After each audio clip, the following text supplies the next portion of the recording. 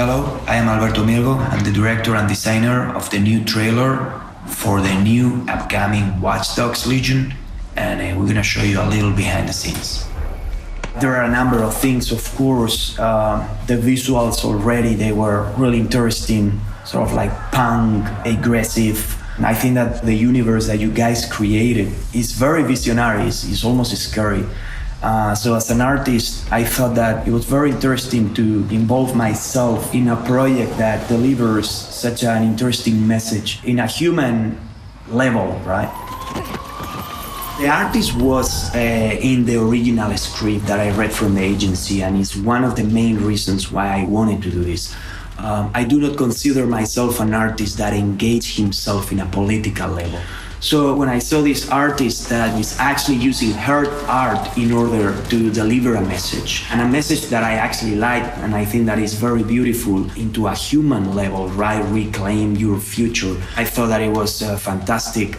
We live now in a world where we always need digital help, digital devices that are telling us how to go from one point to another, because we have the need to be next to that digital device almost at all times. We are very vulnerable for these sort of like highly controlling societies. When I was living in London, I remember there were these beautiful vintage black cabs, and these guys, they knew the city by heart without the need of a navigation map.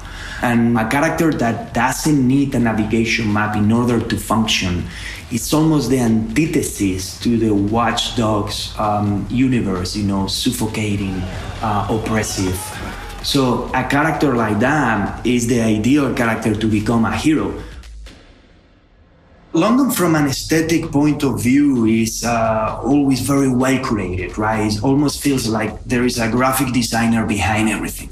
Anywhere that you look, there is like a speck of reds, a speck of blues. So when I saw your version of London, I was a little bit in shock because yes, it looks completely like London, but it's like a wartime, dirty, out of order. And I think that that was the most interesting thing for me, trying to keep the atmosphere of the London that I know, very pure, but with those kind of like oppressive and suffocating elements of a society that is going into the wrong direction.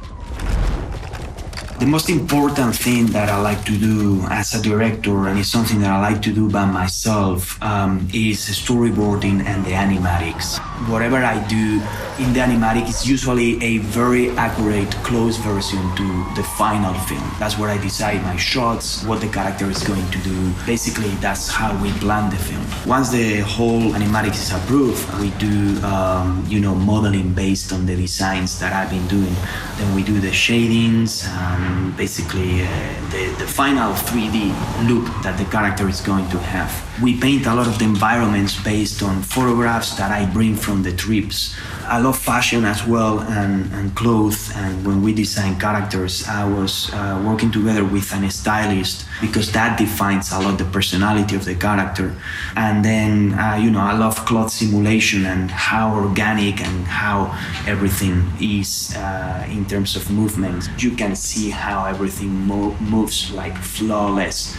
And I love that. I like realistic animation. I don't do motion capture. I never did it. But I love to take animation reference from actors or many times from myself.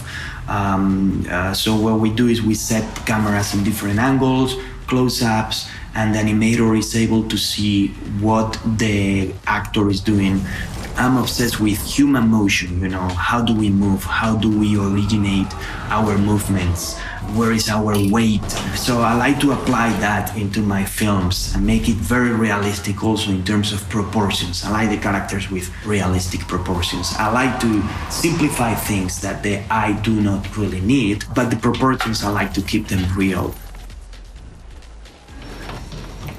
For the sound, I like to keep it as pure as possible. If there is wind hitting a microphone, I don't like to clean it. I think that it's better because you're gonna have a more authentic experience. So to do the sound design, I went to London and I record everything, the general murmur of the city.